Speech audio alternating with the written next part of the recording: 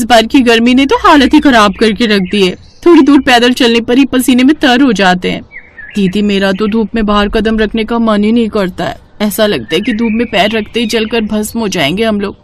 गर्मी से परेशान होकर दोनों बहुएं हाथों में मटका लेकर वापस अपने घर लौट रही होती हैं। तभी रास्ते में उनकी पड़ोसन मीरा मिलती है। आज बड़े दिनों के बाद दिखी हो, कहाँ गई थी? अरे तुम तो जानती हो मेरे पति मुझसे कितना प्यार करते हैं। गर्मी की वजह से मैं ज्यादा परेशान हो रही थी ना, इसीलिए वो मुझे घुमाने नैनीताल लेकर गए थे। मैंने सुना है वो तो बड़ी महंगी जगह है ना? हाँ, लेकिन एक पति अपनी पत्नी के लिए नहीं करेगा तो किसके लिए करेगा? मीरा की बात सुनकर आरोही और आरती एक दूसरे की तरफ देखने लगती हैं और अपना उदास मन करके अपने छोटे से टूटे फूटे घर में आ जाती हैं, जहाँ टूटी छत से धूप की रसोई सीधा उसके घर पर पड़ रही थी। तो वहीं इतनी गर्मी में सरिता मिट्टी के चूल्हे पर खाना बना रही थी। तभी उन दोनों को देखकर सरिता कहती है, आ गई तुम दोनों? कब से तुम्हारी राह देख रही थी। कुएं तो पास में ही है, फिर भी इतनी देर लगा दी। दीदी, रास्ते में मीरा मिल गई थी, बता रही थी उसका पति उसको घुमाने के लिए नैनीताल लेकर गया था। अरे किस्मत हो तो उसकी जैसी हो, वो भी गरीब है लेकिन देखो उसका पति उसके लिए कितना कुछ करता है। वो तो है, अब सबके पति हमारे पतियों की तरह थोड़ी न है जिनको अपनी पत्नियों की कोई फिक्र ही ना हो। गर्मी से परेशान तीनों बहुएं अपने पतियों को कुछ न कुछ करने की बात कर ही रही होती हैं कि उन सबके पति फैक्ट्री से दोपहर का खाना खाने घर आते हैं। तुम तीनों अभी तक बस खाना बनाने में ही लगी हुई हो। जब पता है दोपहर में सब आते हैं खाना खाने के लिए, तो समय से खाना बनाकर क्यों नहीं रखती हो? आप लोग खुद तो फैक्ट्री में काम करते हो, लेकिन गर्मी में तो हमको मरना पड़ता है। कितनी बार बोला है छत ठीक करा दो, धूप सीधी घर में आती, ऊपर से चूल्हे पर खाना बनाओ।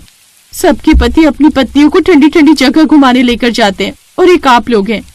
घर में कदम रखा नहीं कि तुम्हारी शिकायतों की लिस्ट चालू हो गई। हम लोग मेहनत करके तुम्हारा पेट भर रहे हैं, क्या तुम्हें इतना काफी नहीं है? पेट भरना ही काफी नहीं होता है जी।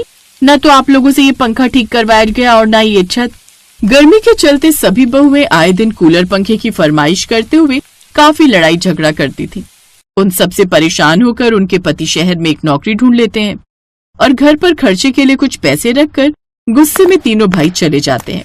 वहीं अब तीनों बहुएं उनके दिए हुए पैसे से घर चलाती हैं और 2-3 हफ्ते में ही सारे पैसे खत्म होने को आते हैं।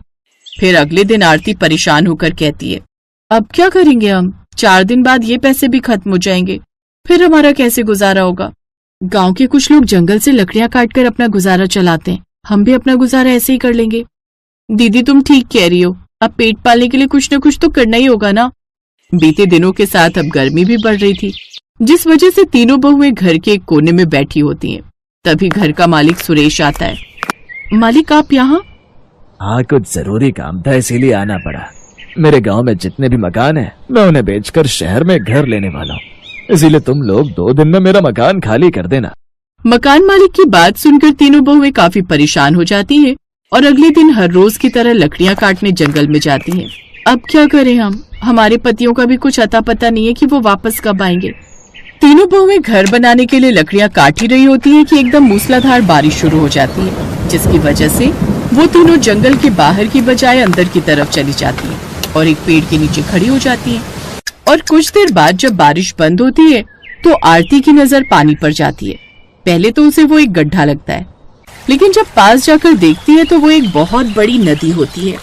आरोही, सरिता, जरा देखो यहाँ कितनी बड़ी नदी है। सच में ये तो काफी बड़ी नदी है। लगता है आज तक किसी को इस नदी के बारे में पता ही नहीं चला। यहाँ कितनी ठंडी जगह है।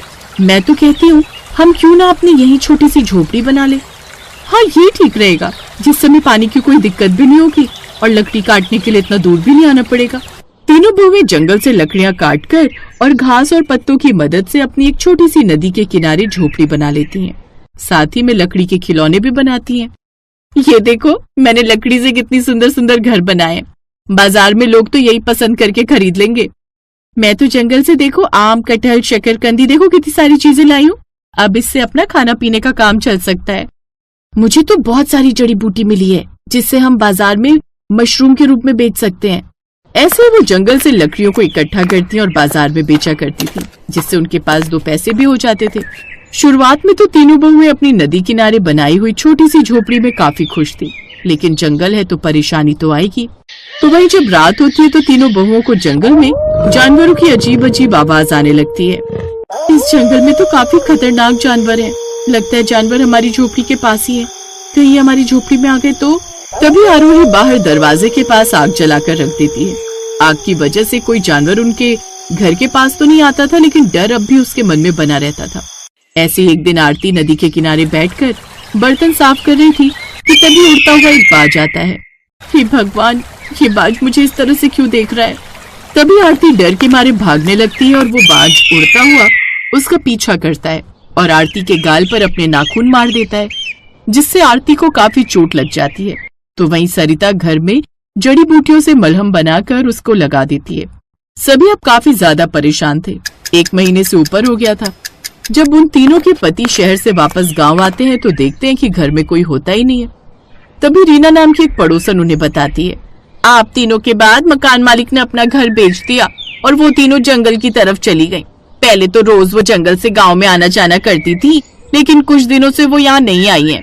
तीनों के पति जब अपनी पत्नियों को ढूंढने जंगल में जाते हैं तो उन्हें ढूंढते ढूंढते नदी किनारे उस झोपड़ी में पहुंच जाते हैं जहाँ उन सब की पत्नियां होती हैं।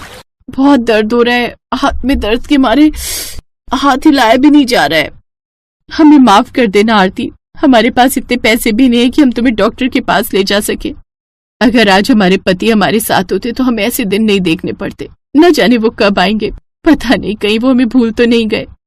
ऐसे कभी नहीं हो सकता, हम लोग कभी तुम्हें नहीं भूल सकते। अब तुम लोगों को यहाँ रहने की कोई जरूरत नहीं है। आज ही तुम सब हमारे साथ शहर चलोगी, बस हमें माफ कर दो।